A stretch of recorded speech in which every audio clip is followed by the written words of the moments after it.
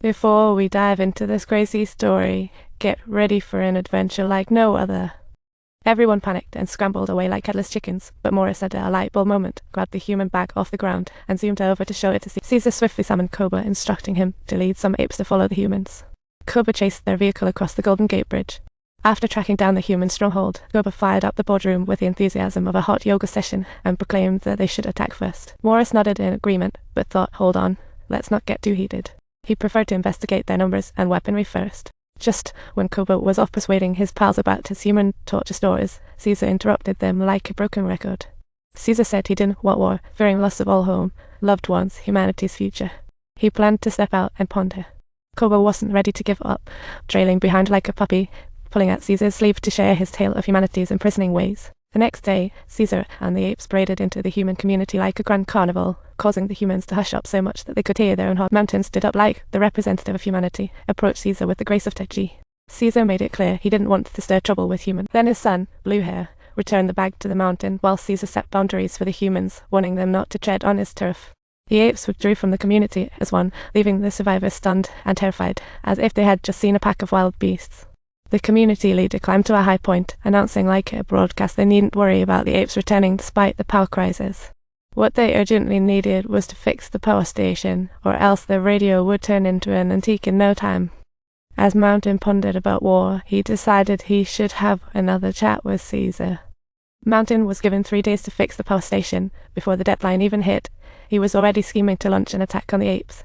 Mountain set off again toward the den of danger, feeling something creeping up behind him, only to turn and freeze into an ice statue.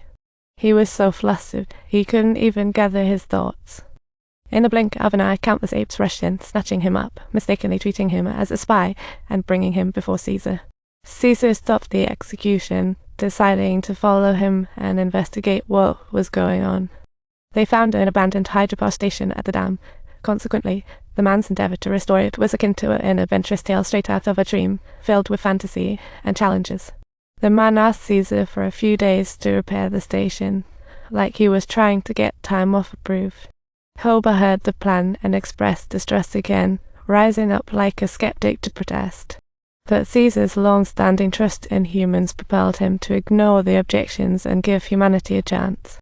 He demanded the humans hand over all their weapons before allowing them to stay to fix the power station, as if it were a trade deal. Koba, witnessing Caesar's decision, was nearly smoking with anger and tried to persuade him not to trust humans.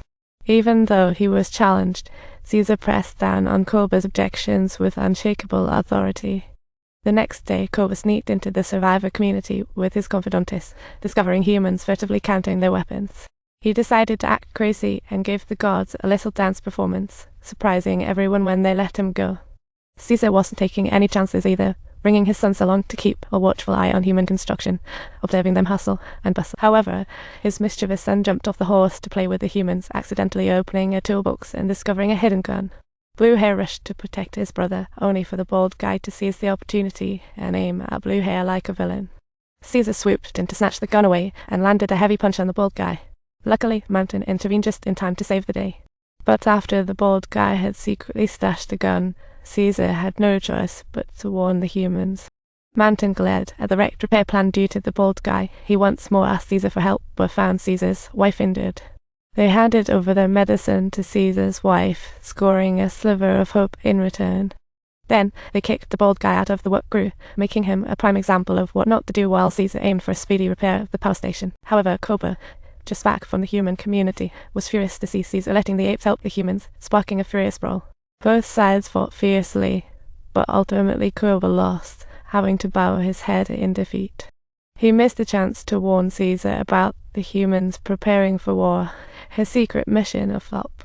The next day, Koba snuck back into the human armory, ready to pull off his full routine again. He seized the chance, snatched a weapon, and swiftly dispatched the gods like it was an action movie. Armed with human weapons, Koba returned to Flowerfruit Mountain, planning to strike while Caesar was busy celebrating. He stealthily approached Caesar from behind, but Caesar's instincts kicked in, sensing danger in the air. Suddenly, Koba pulled out the gun from behind and pulled the trigger, the shock of the gunfire sending chills through the crowd. Caesar fell, shot, and plunged into the abyss. Blue Hair, seeing his father tumble, cried out in dismay. Morris and Mountain, filled with fear at the sight, scrambled away in a hurry, while Koba zoomed past them like lightning. With the help of Mountain and Morris, they escaped the horde, while Koba, the mastermind of the chaos, prepared to set his dark plan in motion.